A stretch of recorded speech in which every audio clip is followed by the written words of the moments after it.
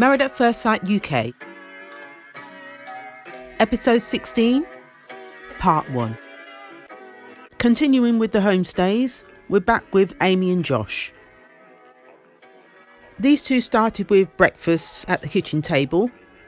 Josh was touching on what he had talked about with Amy's friends in regards to her mood swings.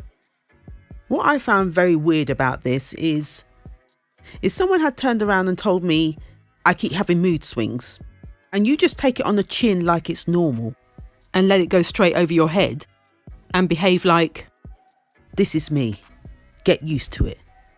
Oof. I'd be questioning whether there's an imbalance somewhere.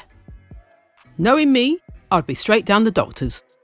There may be a hormone imbalance somewhere, because that is not normal. I'm telling you now, it is not normal to behave like that on a daily.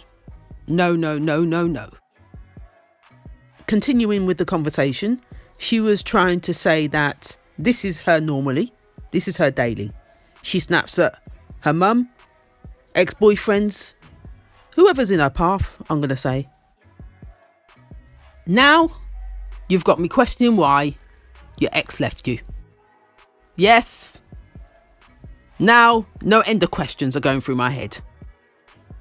She then goes on to say, I don't mean to be snappy. It's because I care. I'm sorry, that doesn't make sense to me. And then she turns around and says, I really want a hug. I'm looking for affection. Now, when I said at the beginning, right at the beginning when we started all these videos, Josh saying about her being needy. Now it all makes sense. Now it all makes sense. Josh, I'm going to take back my words now. I apologise about the word needy, because I was looking at it from a different perspective. But looking at it now and seeing her as she is in her everyday, oh, that is needy. There's something not right there. That is needy. Then she goes on to say, all I need is a hug. Just some affection, and then I'm fine. Oh, God. Oh, I don't know. This is not normal. It is not normal. Hearing that now, I'm now starting to question whether there's some sort of childhood trauma. It may not be a doctor that she needs. It may be a therapist. And I'm being serious when I say this. She may need a therapist. Josh then goes on to say, when speaking to the camera, Amy's erratic change in mood, if it carries on, he can't see himself sticking around. And you know what? Again, I'm going to have to eat my words. That doesn't mean that I approve of the relationship. I still don't feel they're meant for each other.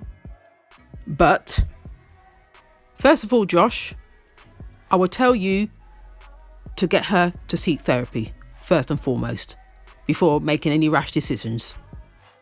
And if she chooses to ignore you, then my next move would be to pick your ass up, pack your bags, and leave. We're now just going to have to wait and see how these two progress. Moving on to Dan's homestay in Northern Ireland. So this is Matt going to stay with Dan. It started with them driving through the rural roads. I can never say that word. Rural. You know what I mean anyway. Roads of Northern Ireland. I will say it's pretty. Very pretty. Lovely and green. If you want to chill out, meditate, be at one with nature, perfect spot. The first question that Dan did ask Matt is whether he could see himself warming to Northern Ireland. And Matt's answer was he could see himself warming to it. When they were sitting by the sea, Matt could see that Dan was very much enveloped in the environment, and this is definitely where he could see Dan not wanting to move from this point. Dan did turn around and say, I'm really looking for someone that's going to come into his world. Matt's still to and fro with the idea as he did say, it's very different to what he's used to. When speaking to the camera, Matt was concerned about the living arrangements. He's hoping that they can come to some sort of compromise in regards to where they live. Yeah, this is going to be the deciding factor within their relationship. Plus, he also doesn't want to put himself into a situation where he won't be happy. This is a hard one. He also mentioned that because they haven't known each other for that long, he doesn't want to make such a drastic move. That's really what he said. And that, to me, makes sense. You've only known each other for a short while. To uproot, to go and live in another country, I'm not sure that's a good move. We need to compromise here somewhere. As Matt said, it's a big decision to make, a big move to make, and he doesn't want to make it recklessly. The next scene we saw were Dan and Matt visiting Dan's parents. The first question thrown at Matt was from Dan's dad, asking, were you surprised about the age gap when meeting Dan? He said he was surprised, but at the same time, coming into this experiment, he didn't want to have any preconceived ideas of what to expect. And getting to know Dan, they're virtually a perfect match. As he said, age is nothing but a number. Is it? I know Aaliyah sang it, but is it? But even Dan had to admit that he was surprised again at the age gap. But as he said, we've got on so well. I'm very surprised, he says. We get on so well. We've even dropped the L word. Oh, the parents' faces at that point. Woo! I see the dad sort of shuffle around in his seat the minute that L word was dropped. I thought, yeah, they said the L word. When talking to the camera afterwards, the parents did say that they're quite shocked that they've already dropped the L word when it hasn't been long enough. Yeah, in such a short space of time, they've already dropped the L word. Yeah. The next big question that came up was actually from Matt, talking about the family situation, that he does want to have children, and he's glad that Dan is on the same page. But the mum did ask, right behind that, when would you be wanting that? Dan answered that question by saying, we have been realistic. We have talked about it. We're talking about in the next 5 to 10 years. I'm not sure about that. The mother's answer behind that took the words out of my mouth. She said to Matt, do you not mind that you'll be older then? Because he's hitting 40. He's 39 at the moment. We might as well just say he's 40. 10 years makes it 50. There's no way you're going to be running after a toddler at 50 years old. Not going to happen. No, I know there's 1 or 2 people that do it out there, but that's not normal. I'm sorry. It's not normal. In answer to that question, Matt's reply was he was looking more 4 to 5 years, which is more realistic, even though I still find it, you're pushing it. And with him saying that, the tone slightly changed. It was a little bit awkward because I don't think Dan's thinking on the same tip. I really don't. I'm not too sure what he was really expecting. Did you think my man was going to wait for 10 years? Seriously, come on. Think about it. He'll be 50. No. Let's be realistic with this. So, apart from the distance thing, them having to worry about that, now the baby situation is another topic we need to talk about. The mum did ask her son whether he was planning on coming home. His answer to that was, eventually that's what he would like to do. Yep, there's no question about it.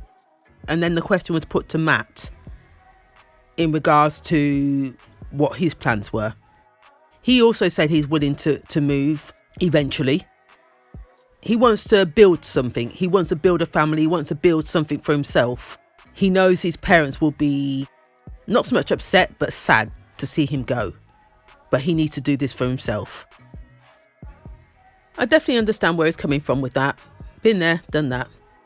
Oh dear. But yeah, he needs to do this for himself. So we're just going to have to wait and see how this story moves forward. Yeah. Moving on to Frankie and Marilise, we have them both going to visit Frankie's mum. The first part of the conversation started with Marilise saying to Frankie's mum, I hear that you don't see much of your son. Over 31 years it's been. And then the mum said, yeah, I rarely see him. He left home at 16 for the army. So it's like, whoa. So she's used to not seeing him. That is crazy. That is crazy. The next question came from the mum asking how things have been. Has everything been fine? Marilise started by saying, yeah, it's been okay. We've had our ups and downs along the way. And that it has been hard at times. Marilise did ask the question, can Frankie be a bit cranky? To the mum. And the mum's answer was, he's no walkover. Let's put it that way. Marilise's next question was, do you think Frankie can be a bit guarded sometimes? She seemed to be coming out with all the questions today. Oh, all of a sudden, she's got a voice. The mum then answered saying that, I don't think he's guarded. He protects himself because of the previous marriage he's been through. So all the hurt and pain and whatever went on there. Interesting. Marilise then went on to talk about how Frankie is behind closed doors. He's very open, talks about his feelings, the whole 9 yards. But in front of people, he just doesn't show that side of him. And then the mum turned around and said, yeah, he's stubborn like me. So now Marilise knows where he gets it from. It is nice to know that he does have a sensitive side. But as she also said, it explains where he gets his strong character from. She also said that she was a bit unsure with a couple of arguments that they've had behind closed doors, whether there was something to be wary about. But now she's met the mum, she feels much more calmer. But I don't get it. That doesn't make sense to me.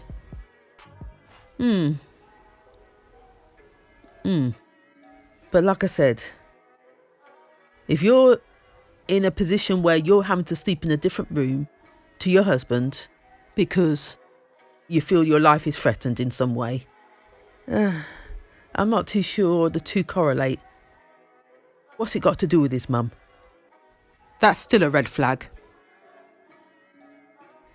Moving on, the next thing that happened was Frankie talking about that he may have to make the move back to England because Marilise can't come to him because she's got children. And for the mum to hear that, she said it would make her day. She got a little bit emotional behind the eyes there, happy to hear that her son may be coming home. And as she said, on top of that, I gain a beautiful daughter-in-law as well. The next thing the mother did say was quite cheeky. She turned around and said, is there any way I can get a grandchild for my son? Yes, she did. Talk about awkward.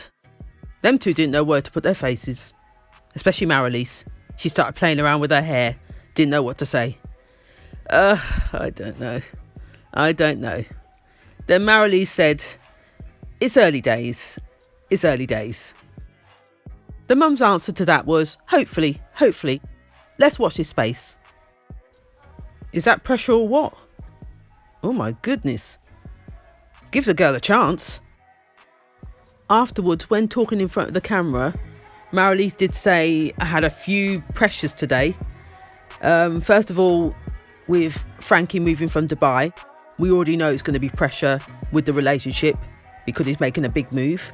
And then on top of that, for the mum to ask for children, she could see that Frankie does want children, even though he probably hasn't expressed it in such a way, but she knows he wants children. And again, that's an added pressure. She did say that the pressure of having more children does freak her out. She's not going to rule it out, but it does freak her out. So again, we're just going to have to wait and see how these two move forward. So I'm going to leave it here for now. If you like what you've heard, please like, comment and subscribe, and I'll see you next time.